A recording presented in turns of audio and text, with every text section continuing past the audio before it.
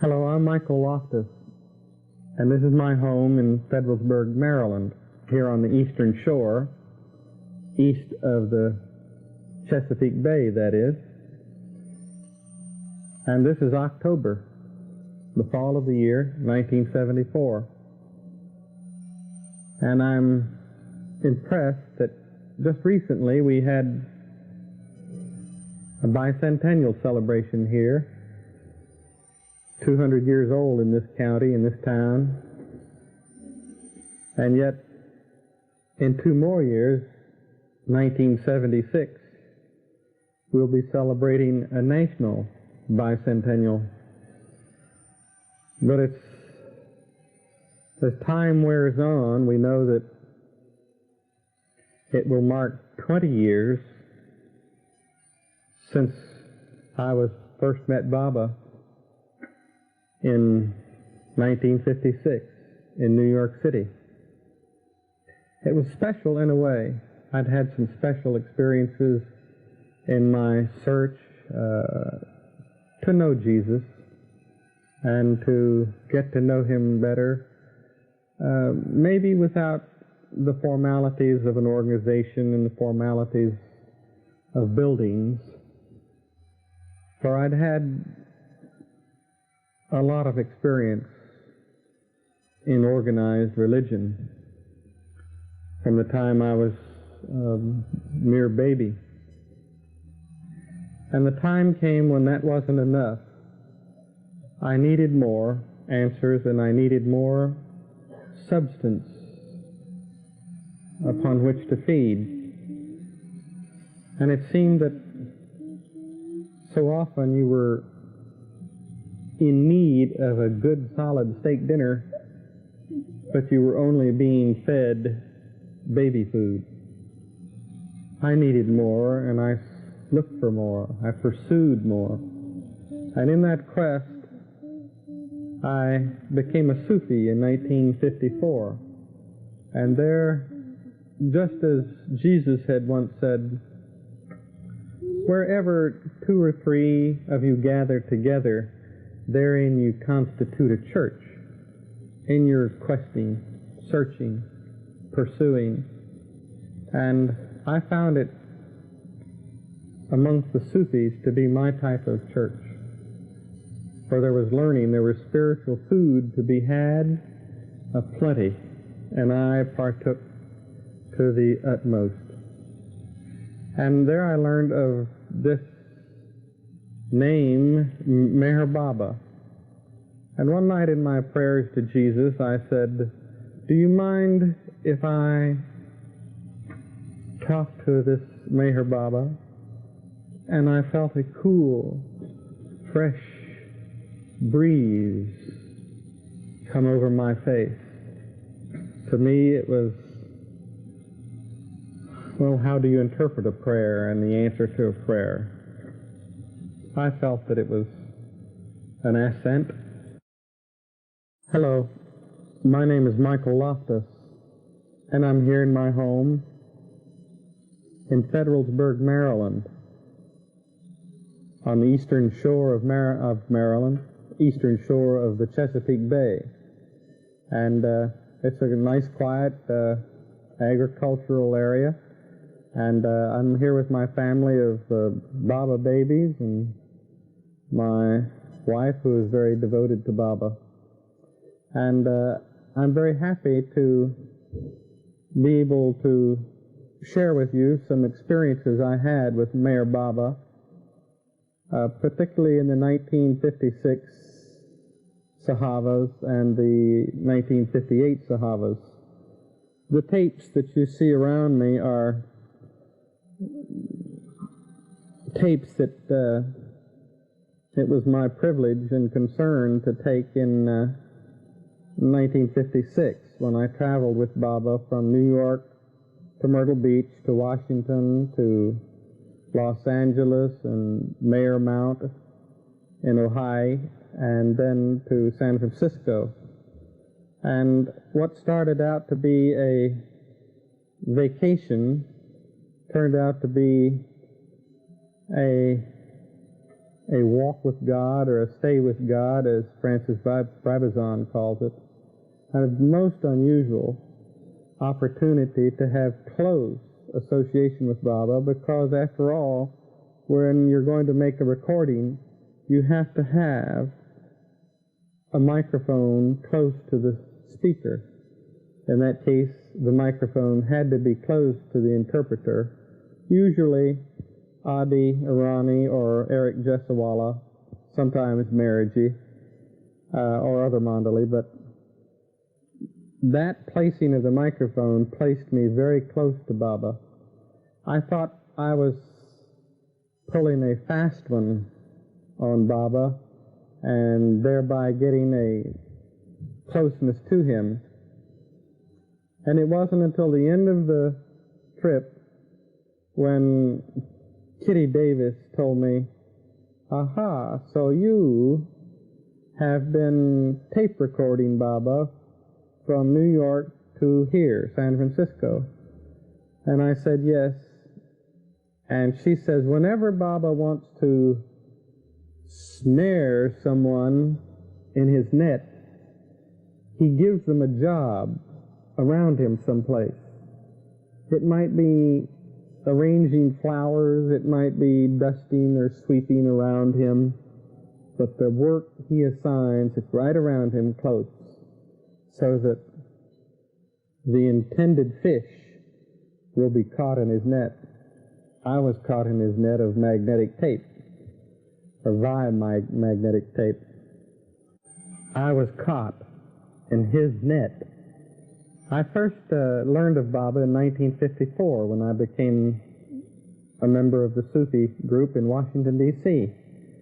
I had had a tremendous love affair with Jesus all of my life, and even had a couple of so-called religious experiences when I had had visions of Jesus, I thought.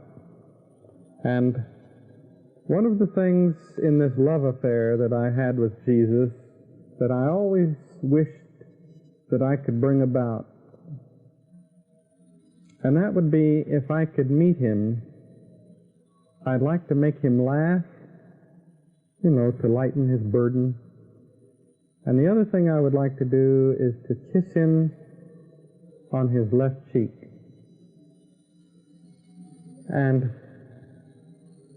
then came time that the news arrived that Baba was coming to America. And I was caught up in the excitement of this. And I asked Jesus in a prayer if he minded my talking to Baba, and I felt this very cool, fresh breeze blow on my face, this sweet-smelling breeze. And it was like the breeze that one would associate, or the cool, sweet air that you sense around the saints, around the most holy people, and you would sense around Baba. I took it as an ascent, and I got to have this transfer in my own heart and mind as to who Baba was. Simply, Jesus returned.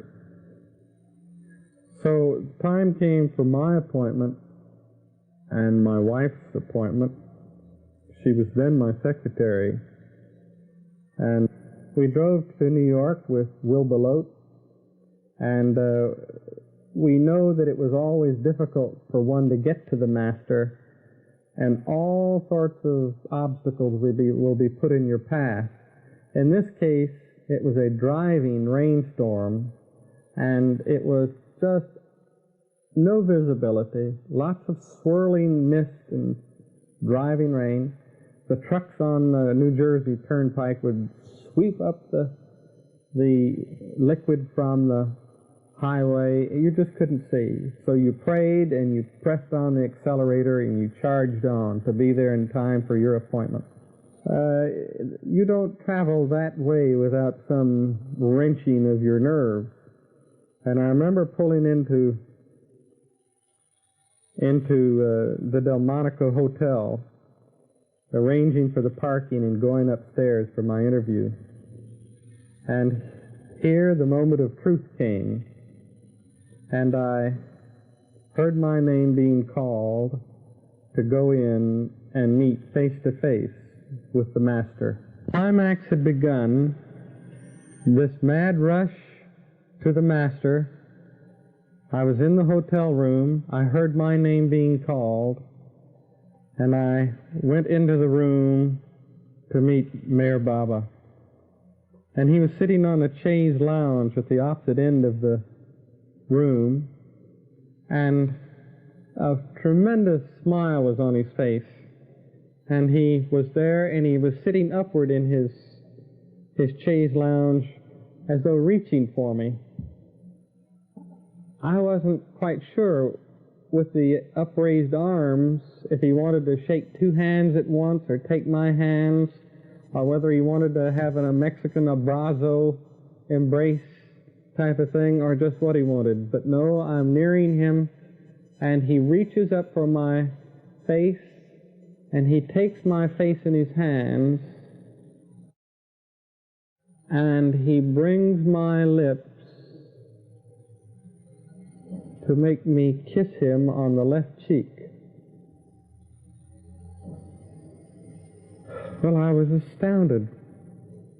No one knew of that secret wish, but he did, and he made me do it.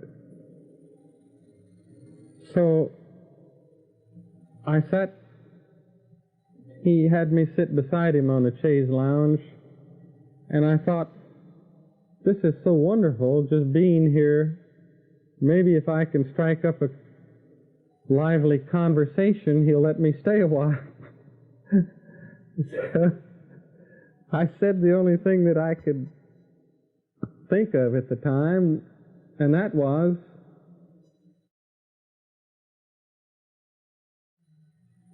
I'll bet you thought I would never get here. Well, of course, when you say that to someone, just anyone, it doesn't mean too much. But when you say it to someone who knows everything, knows all, who planned the whole thing, it's really funny. He broke up, laughing. Aha. The second thing that I had wanted to do was Jesus had just transpired with Baba. He made me kiss him on the left cheek, and he laughed. All the Mandali did. So I continued and said, well, Baba, it hasn't been easy getting here. Baba knows that. I said, Baba, sometimes I've been up. Baba knows that. I said, sometimes, Baba, I've been way down. Baba knows that too. I said, sometimes, Baba, I would zig this way, and then I would zag that way. And, you know, sometimes Baba knows all. The important thing is that you have come. You've come. Baba knows everything. He knows all about you. He loves you very much.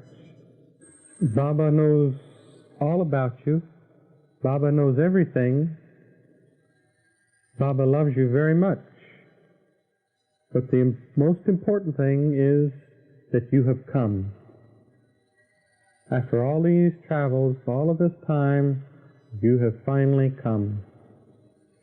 So it was beautiful sitting there on the chaise lounge with him, and yet the interview had to be concluded so others could come in.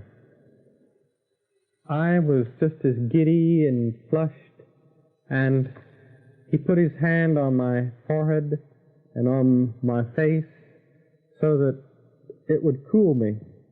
And I found this would happen again and again, that I either felt so inadequate with him or unworthy with him that I'd be embarrassed, deeply shy, and he would have to cool my face. Once he did this, then I could function with him. I could talk and converse and think with him. After I exited from the room, my wife-to-be came in to see Baba, Dee, and she had a wonderful visit with him, just as exhilarating and just as intoxicating as mine had been. And she told Baba that she loved me very much, and he says he knew that, and said that I loved her very much, but that I didn't know it yet. So here was a man who's eventually going to marry this person, but he didn't know it yet that he loved her. It became a shock later on to be told by Baba that I loved him very much, but I didn't know it yet. I had to conclude that anyone who doesn't know that he loves his master and who doesn't know that he loves his wife to be in the future must be a person. The tape recording work settled down into a mere frantic frenzy. And this was because around Baba things are so impromptu. You don't, he doesn't tell you he's going to be in such and such a chair, in such and such a room, at such and such a time. Not usually. You have to get in and be ready to scramble to get a power source from the wall outlet on. You have to get that microphone where it belongs. There were recordings of Baba's messages, and at that time he had discourses which were going to be published in a series for a book called Life at Its Best, a little book published by the Sufis. And some of these tape recordings were of these discourses, such as Baba's message and the eternal now, the real gift, which were to be published at that time in a book called Life at Its Best, a beautiful little book published by Peter Popper Press. And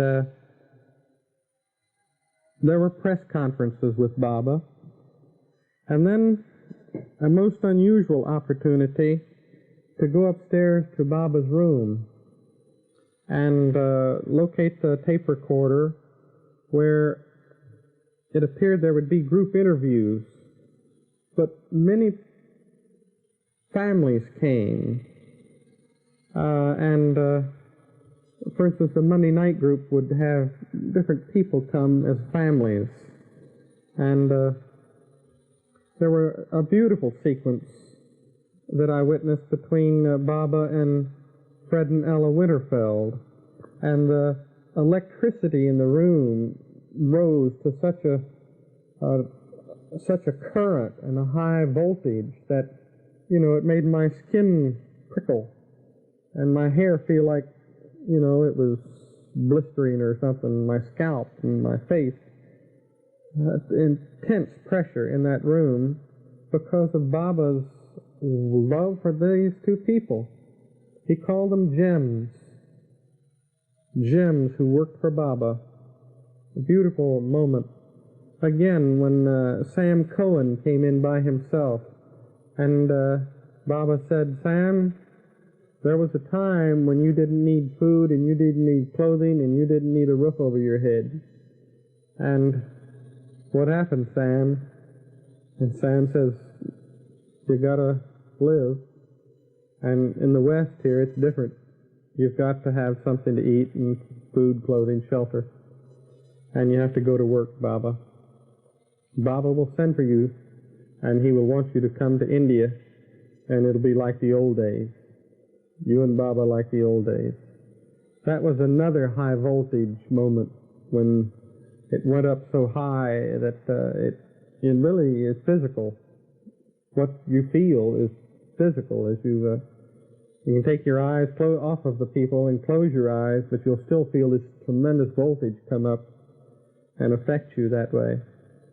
There were beautiful moments when Anne Carish introduced her mother and father, Mrs. de Blasio, to Baba, and her brother, Bob. It was extremely warm. So that was a beautiful moment. At the conclusion of it, Baba says, well, what are your plans? And I said, well, I'm on vacation, and I was only led to believe that I could come to New York. And he says, aren't you coming to Myrtle Beach? And I said, well, I could. I have the time. And he says, I will speak to Mercer de Deuce about this. So Baba said that he would speak to Mercer de Deuce about my going on to Myrtle Beach with him.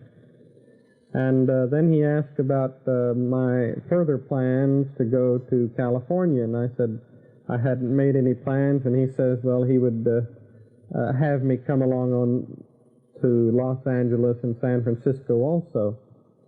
That meant I would be taping press conferences and other incidents and meetings throughout the trip. Now let's go on down to Myrtle Beach. We drove down that evening, and I had my tape recorder, and Charmian Deuce had with her a portable tape recorder, which was inside of an attaché case, and it was of the old vintage type recorder where a needle actually cuts a groove on a belt. And it was used in undercover work, conversations, and that sort of thing. And we call it the mouse. And one day I used it for conversations where you had no electricity, you had no outlet. And so I always had this with me. And one day Baba asked me to accompany Don Stevens to go send a cable to Francis Brabazon in Australia. So we left the Mayor's Center on the lakes and went down to downtown Myrtle Beach to send this cable. And I loaned the portable recorder to Dick Gaylor. I came back and found Baba having a group around one of the cabins, and everyone was sitting down, and Dick was several feet away from this recorder. And Baba said, you better watch out. And Dick looked at him a little bit afraid, and Baba said, someone might steal it. Well, Dick was afraid that he might be blamed, or Baba was going to criticize him or something like that, and said, someone might steal it. Baba might steal it. Baba is the universal thief, because he steals the hearts of all. It's a very sweet thing. It made Dick quite relieved. It made us all feel warm and wonderful inside. Baba, the universal thief, he steals the hearts of all. How true.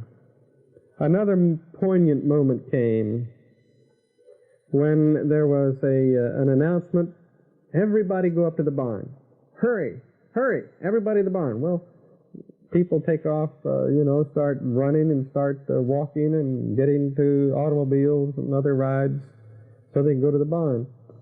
Well, I was lugging this very heavy tape recorder. It was weighed. So everybody's in this pell-mell rush to get to the barn. Some are running and some are walking. Some are bicycles and some rush for automobiles. And I was lugging this tape recorder, which weighed about 40 pounds, I think. It was a tremendously heavy thing, and I ran all the way. Baba had gone up in a car, was already sitting there patiently waiting for the first arrivals. And I was the first one there, so I quickly plugged in the tape recorder, got the microphone out, set it by the chair, and sagged.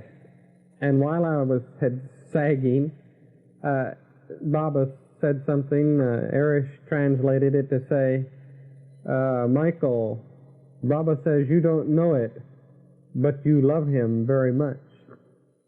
And I said, oh, I do know, Baba. Don't you remember those walks that we used to have, and that we would take a walk down by the lake in Greenbelt, Maryland, and We would tell each other stories and tell each other jokes. And I said, one night, Baba, I wanted to see Jesus' face. I wanted to see him so badly. The feeling was intense. I had to see him. And I said, you know what happened, Baba? I saw something. I saw something there that night. I said, it was something, Baba. And Baba said, it was Baba that you saw that night. Think of that. So, that was a wonderful session. It's in the tapes here. The recordings in the barn were excellent. And were perhaps the best of all the tapes taken on the entire Sahavas. There was more Baba input into them. So, we finished recording for the barn, and then it came time to go to Brook Green Gardens, and a lovely arboretum type of place nearby Myrtle Beach.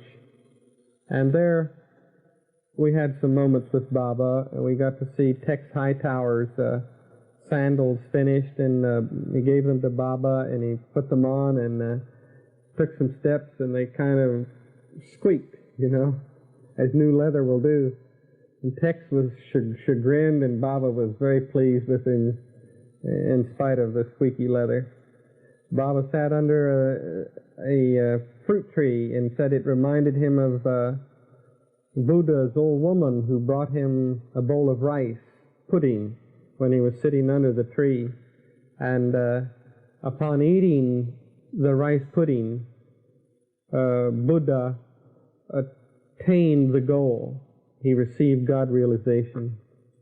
So this moment, sitting under this fruit tree in Brook Green Garden, reminded Baba of Buddha. And he said that Buddha's old woman was to Buddha as Babajan was to Baba.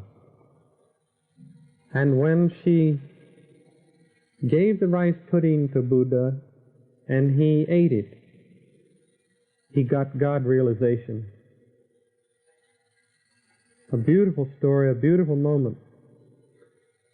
And then it was time to get up and go see some more sights there. And there was much walking. As we got ready to leave Brook Green Garden, Baba spied the elderly Ruth White sitting there. And he says, why are you sitting here? And she says, because my feet hurt, Baba. And he says, well, why didn't you say so? We could have gotten you a wheelchair, or we could have had someone carry you, or I would have come and sat right with you. And she says, no, Baba, I would like you to go ahead and see the beautiful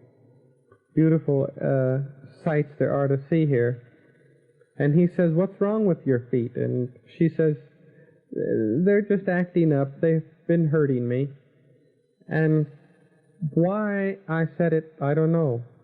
But I piped up and I said, Baba, maybe if I rubbed her feet, they would feel better. And he looked at me with that look and he says, can you do this? And I said, well, Baba, I used to wash my granny's feet whenever they hurt her too much. And I said, I just use soap and water, warm soap and water, and put some love and care into them and towel them off gently. And he says, do it. So, that evening, I was getting ready to go over to Ruth White's cabin and to rub her feet. And Dr. Ben Heyman says, now tell me exactly what you're going to do. And I said, I just wash the feet and rub them gently with the warm soapy water. And he says, maybe I better go with you. He says, how did this come about? And I told him of Baba saying, do it. He says, oh, if Baba said do it, there's no need of my going. He's handling it. Of course, Dr. Ben was an osteopath and knew very well how to make feet feel better, and he knew that an unpracticed person could harm them. Well, let me tell you the story of that night. It was a big occasion because that was the night that we were to have fireworks over the lagoon area there. And I went up to Ruth White's cabin, and her so-called seeing eye dog was one of the sure-footed dancers of Margaret Trask. So here's this picture. The fireworks and skyrockets are shooting off down off of the pier across the lagoon, a truly beautiful sight. And I had gone up to that cabin just up from the lagoon, across the walkway and up there. I forget the name of the cabin. And there I went to Ruth White's room, and Maria Dare was with her, her sure-footed guide. And we got a pan and some warm soapy water, and I was sitting down at her feet. And she was sitting in a chair, a very tiny little room. It was hardly any longer than this sofa. Hardly any longer than this, because she had just a cot and then a chair at the end of it. That's all the room there was. And a room for a chair beside it. And then sits in the door. So I'm sitting here, she's in the chair, Maria Dare sitting on the sofa, and I'm down on the floor and just, softly rubbing her feet in this warm soapy water. And all of a sudden I got the sensation to look up from her feet and look up, and Baba had appeared. I don't mean a vision. He came as quickly as a vision would come, but he had walked, and he was actually standing there, and he put his finger to his lips to shush me and to shush Marie, so that we would not make a sound, and he would just stand at the very back of Ruth White. She had her back to him. And we sat that way almost in a moment of suspension or something, because I go up when he's around. And yet it was silence. We absolutely were silent. I was trying to keep on about my work, and Marie was, she was in a tremendous state of transcendency or something, because Baba had come to see if we were doing our job, I think, and also maybe other reasons, but it was a very special moment. Obviously, my words don't describe the feeling when this man came that close to us and wanted to see that the thing was going on properly and that she was well and being well taken care of. So, after a while, she began to sense the presence of Baba too, and I must have been a little nervous or something, more nervous than I was before, and so she had a tendency to look around, and she looked up and she said, "Well, Baba came to see me."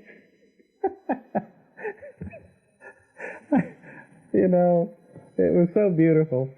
Marie, I talked to her later several times about it, and it was a special moment. Well, just imagine this moment when Baba is standing right there at the doorway, and you're trying not to look at him because it'll give away his presence to Ruth White. And we sat there and sat there and sat there, and he stood there with this impish, mischievous look on his face, trying to keep us in on the mischief. And the fire, the firecrackers are going off and the bombs bursting in air. And it was really a beautiful moment. Until, as you must sense sometimes someone's presence around you, And so it happened then. And eventually Ruth White turned and looked, and she saw Baba, and in that granny-like way says, "Well, Baba came to see me." And we were just so beside ourselves, and he put his hand on her, and we just sat there for a while, and totally separate on earth from everyone, just for those precious moments. Something one never will forget. It came time then to leave Myrtle Beach and rush to Washington to be part of the advance preparation and reception party for Baba in Washington. And we had our embraces with Baba and goodbyes. And Don Sprinkle, Will Belote, Bob de Blasio, and myself drove to Washington, D.C. And in Washington, I was able to invite my mother to meet Baba, my sister and her husband. And it was very wonderful. An unusual thing, he told my brother-in-law, in answer to a question, I will answer you in a dream someday. I don't know whether he's been answered or not. We flew to California, and a press conference came up very quickly at the Knickerbocker Hotel, and the reporter came in and listened and went out and ignored what Baba told him and said to him and printed something that he wanted to print. The photographer stayed and said, do this, now hold your head this way, now sit this way, or that, and Baba, strangely enough, allowed himself to be arranged or dictated to by this photographer, who would say, now, you almost type in a baby talk. And finally he says, I don't know who you are or what you are, but whatever else you are, I think you're a good man. And it struck me as being very funny. But he left the room, and then Marion Florsheim came in. Marion Florsheim came to the door and asked Baba what he wanted to eat, and he said red snapper and a few vegetables. And get this picture now. This is just a little kind of sitting room, and the Mandali is off in a bedroom over here, and I'm alone with Baba. She exited, and I'm alone. Pretty soon Kitty Davy came and says, what'll you have for dinner tonight, Baba? And he said, red snapper.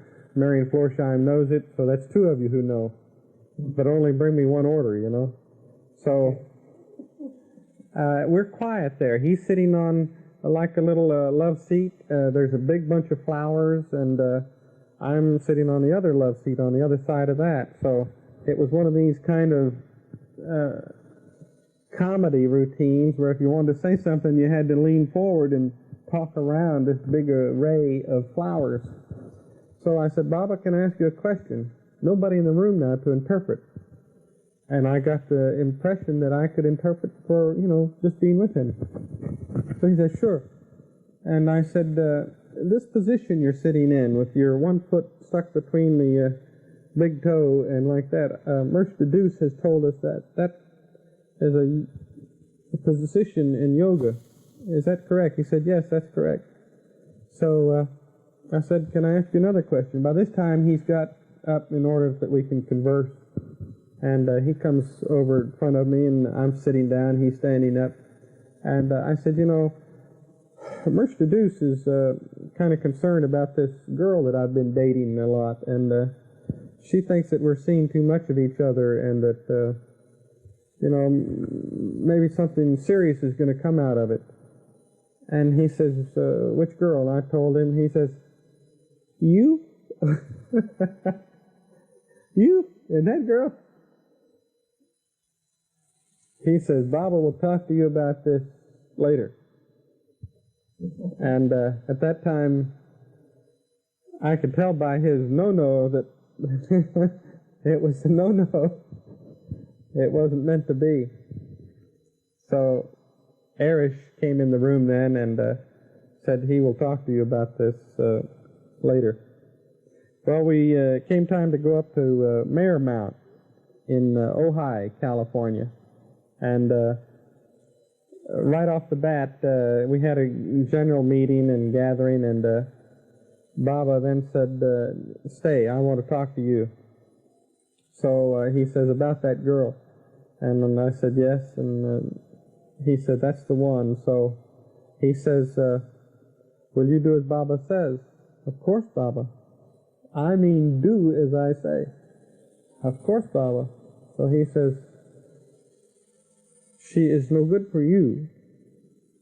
You must forget her. Forget her. Forget her.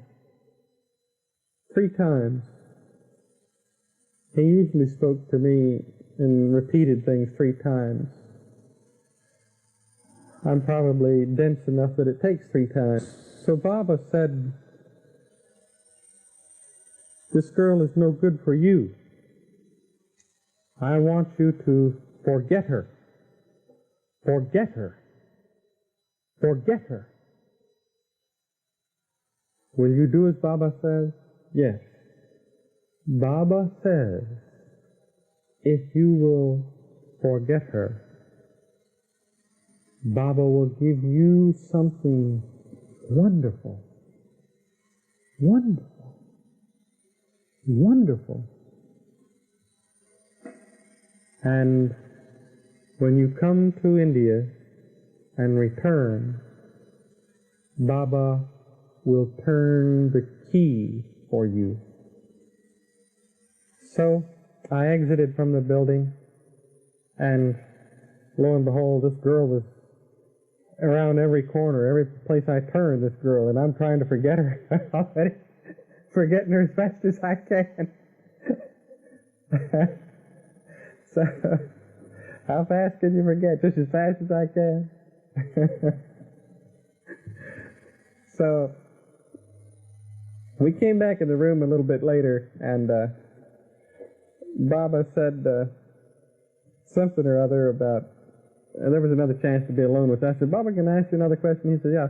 I said, you remember how you touched my hands and I did such a wonderful job with Ruth White? I said, is there anything in my being that means that I'm going to be a healer with my hands? He says, you?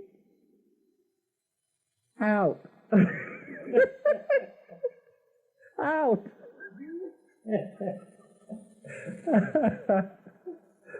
His expressions were something. We came down off of, well, now let me reconstruct something for you. There was a lovely lady there. She wasn't too much of a lady. She was more of a grown-up tomboy named Agnes Barron. And Agnes had been, kind of a rough-and-tumble correspondent, I think, in journalism, for newspaper, or some wars or something that she'd been into. She decided she was not going to ride on the plane with Baba. He was very insistent, but she defied him. She wouldn't do it.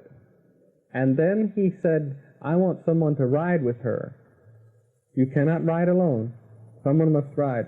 So he went through Don Stevens and Ludd and Fred Frey and Joe Harb. He went through one after another of those who could not drive for one reason or another.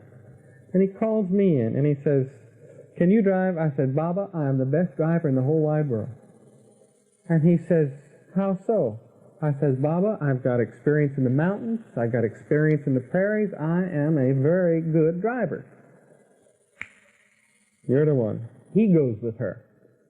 Little did I know what I was getting into, because we took off in her old station wagon to drive from Los Angeles to San Francisco.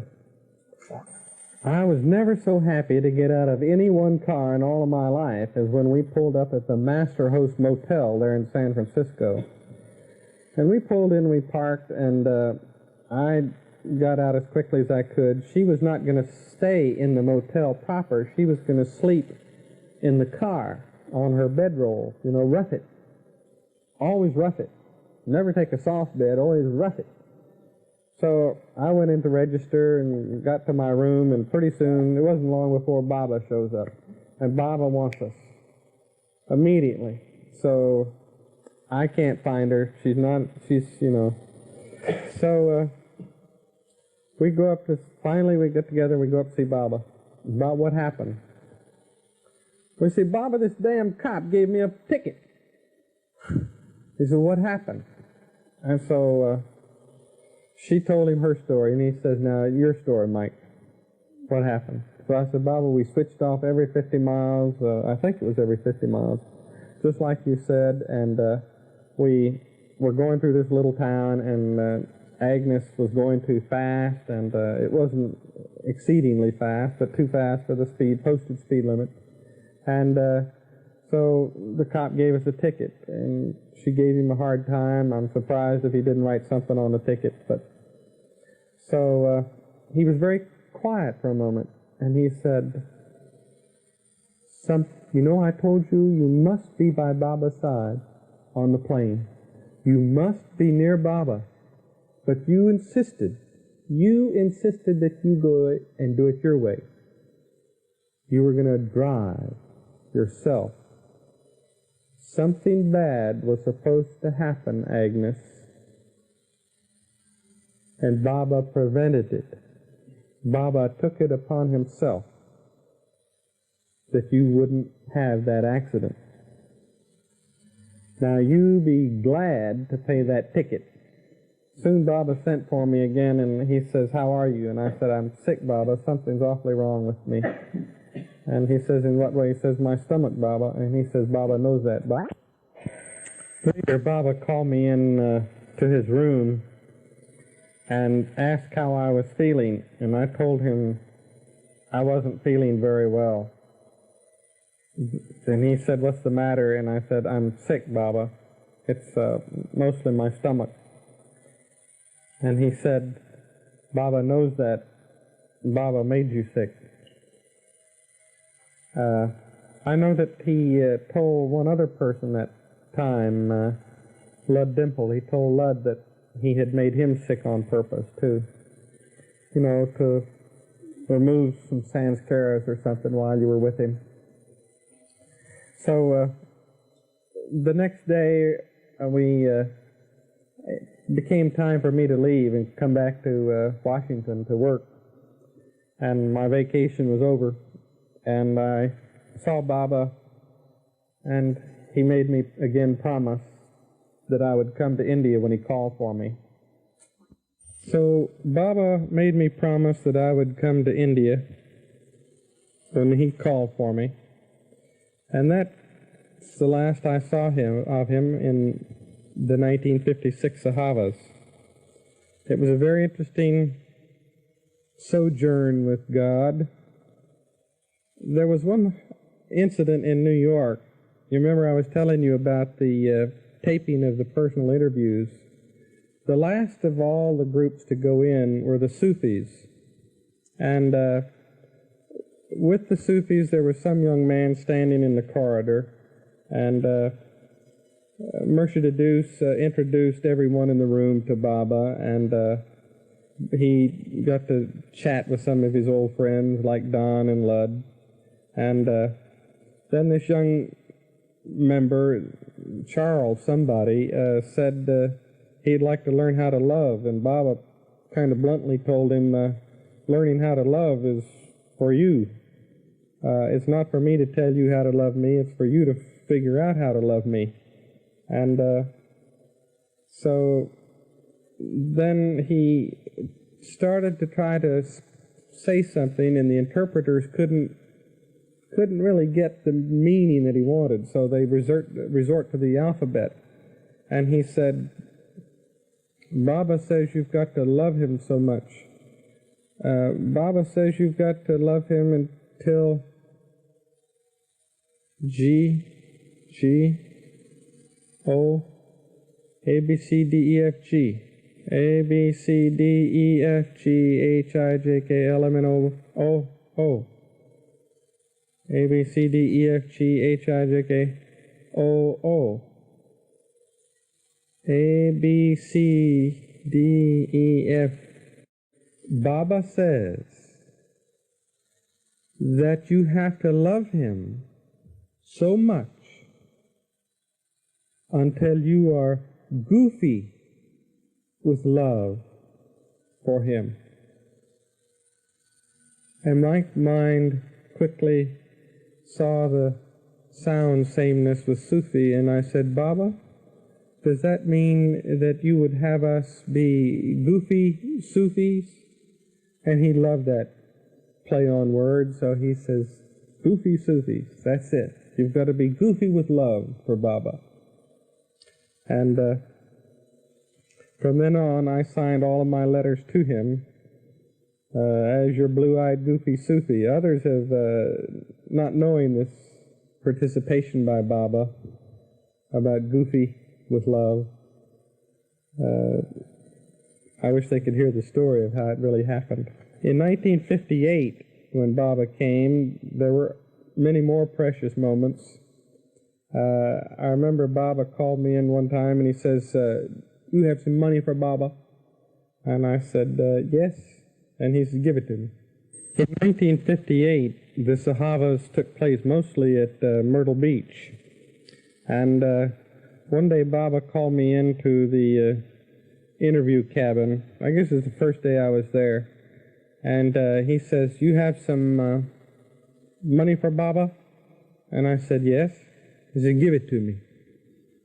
So I said, I don't have it with me. He says, how much is there? And I said, $1,326.51. Although I have it in the credit union and it's earning interest all the time, but I can call them and have them wire it to us. And Baba thought about that, and then he says, Baba accepts your gift, and now he returns it to you.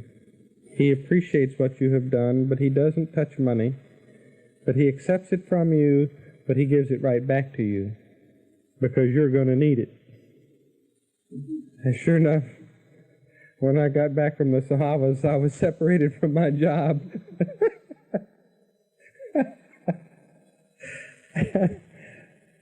I think he knew something. Later he called me in and he says, you know something about cameras? And I said, well, or a little. And he says, Mani would like a camera. And so she and Jal can take pictures.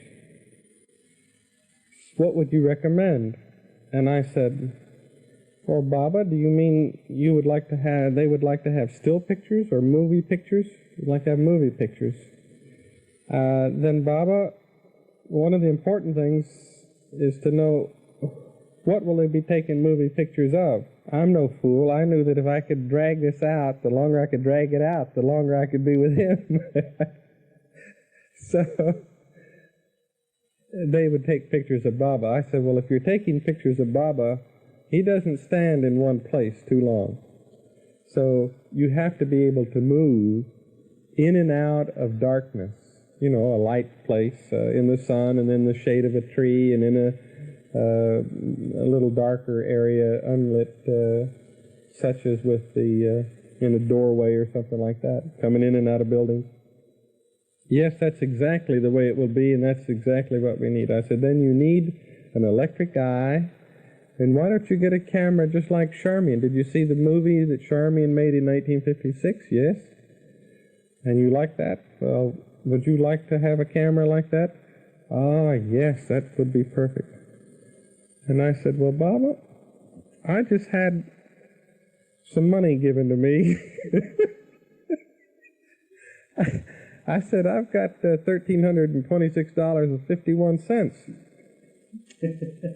And do you think if I put love in the purchase of a camera like that, that Mani would feel the love, and she could make Jal feel the love, and they would make loving movies?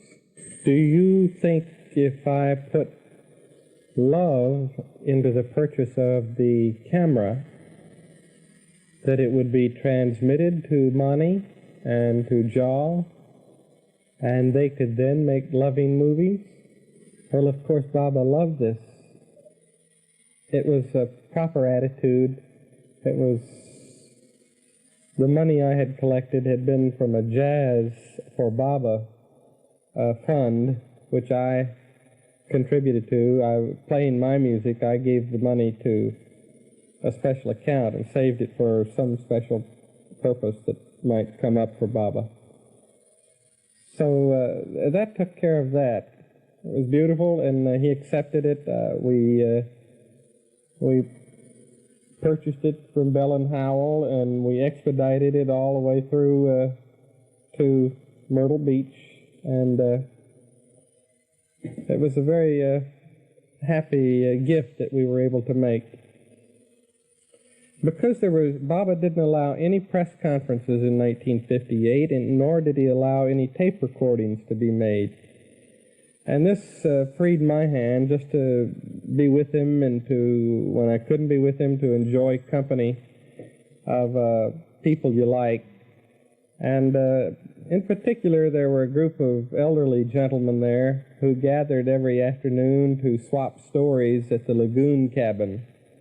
And from the lagoon cabin, they could look out and see that alligator that was there, a lazy old thing that he was. And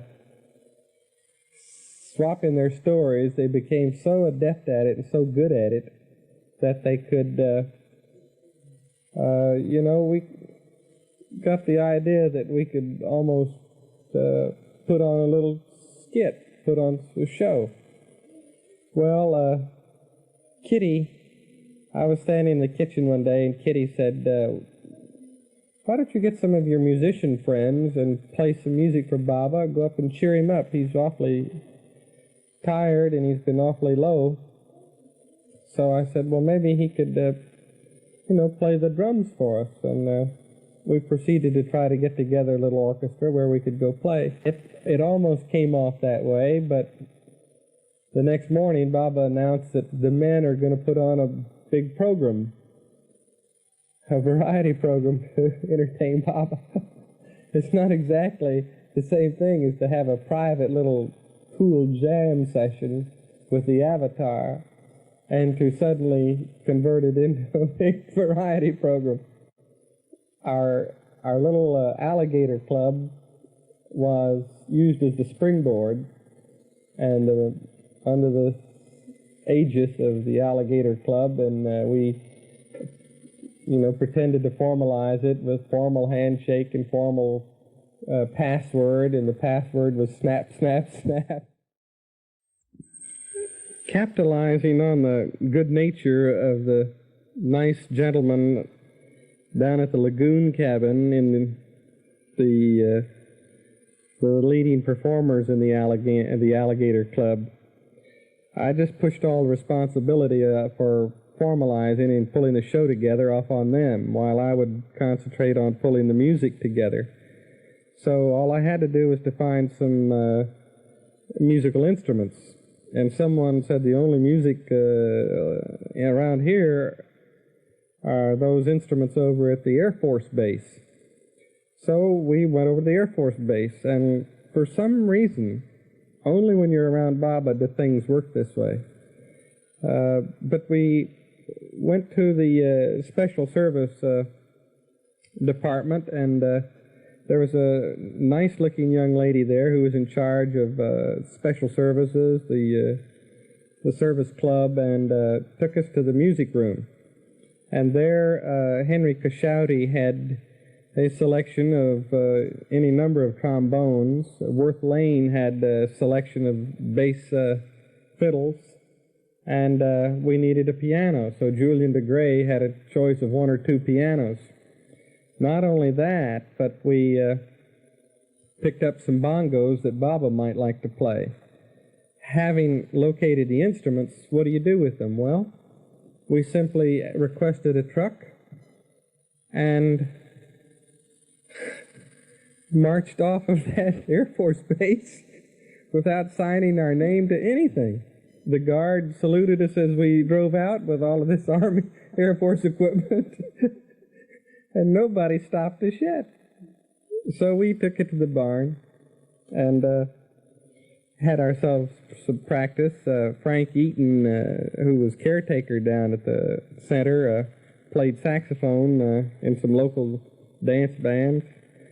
So we had a Baba Lovers band, and I was showing Irwin the thing downstairs where it's called the Master Swingers we had across the backdrop of the portion of the stage where the band was. The Master Swingers. We swing for the master, all right.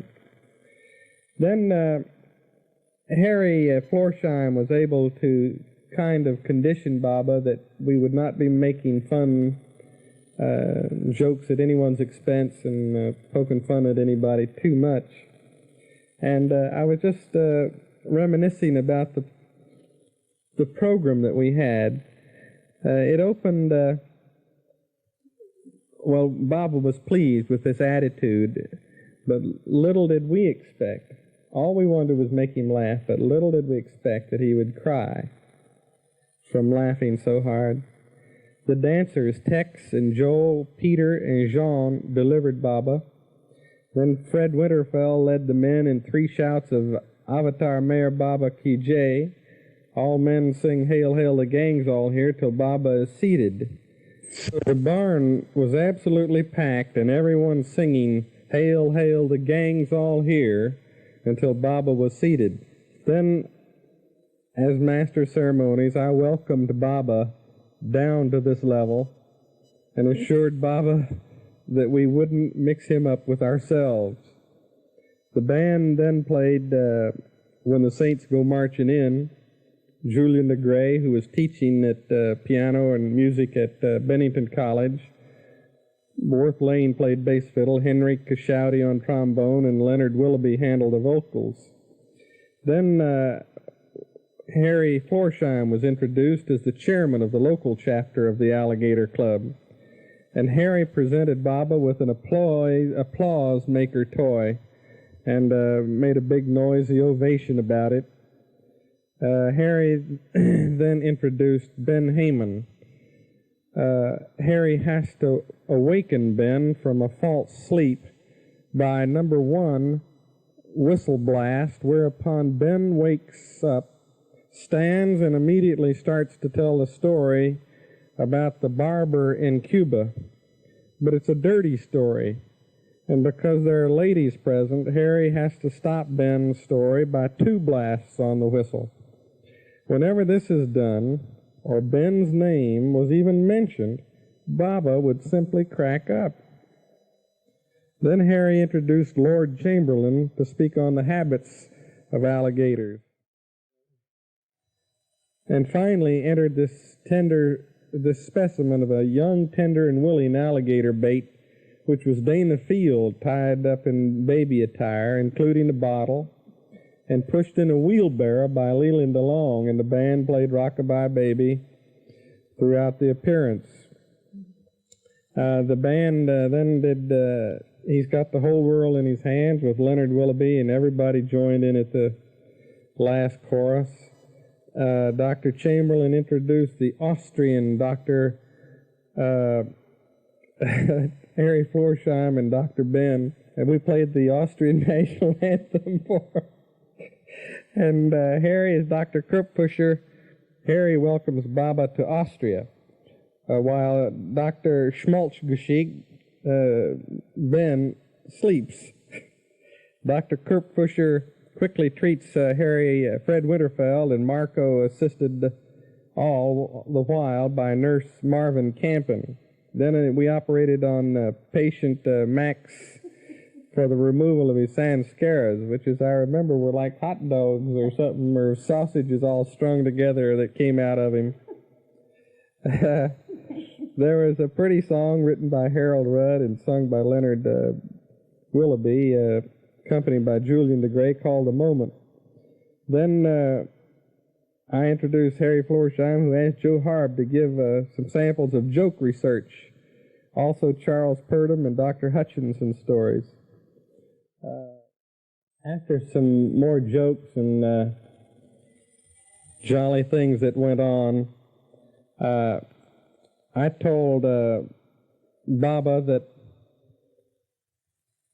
The men's intention was just to make him laugh, and we'd accomplished that, but our planned ending was to just sit quietly with Baba and let him finish the program any way he wanted to. So he did finish it, and he had already told the men that in this incarnation he had never laughed so much. His jaws ached, his sides hurt, his eyes were stinging, they had been watering from such hard laughter. But more importantly, he said that in his next incarnation there would be no chance for this. Be a little more serious. People will be a lot more intuitive, and the work will be a little bit more serious when he comes. It seemed that he missed, this wonderful opportunity he'd had with these humans, his old buddies, that he would leave them. And he often said that how easy it would be for people to leave him. I remember in a room with the Sufis, he told us, it'll be just as natural as if a cobra came into this room right now, right here. And you jumped out the doors and the windows. That's how natural it will be to leave me. What an excuse. But then he pointed to me and he said, but you, Michael, will never leave me.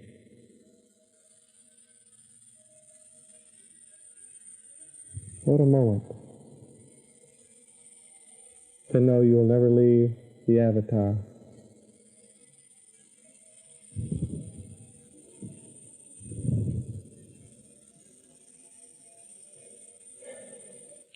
Baba dropped the body, but at the time of his dropping of his body, my whole feeling was that he has been so close to me when we're separated that he never leaves.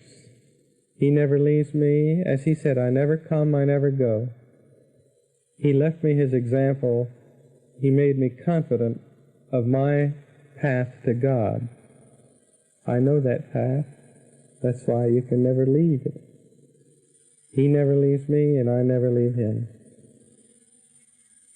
Thank you.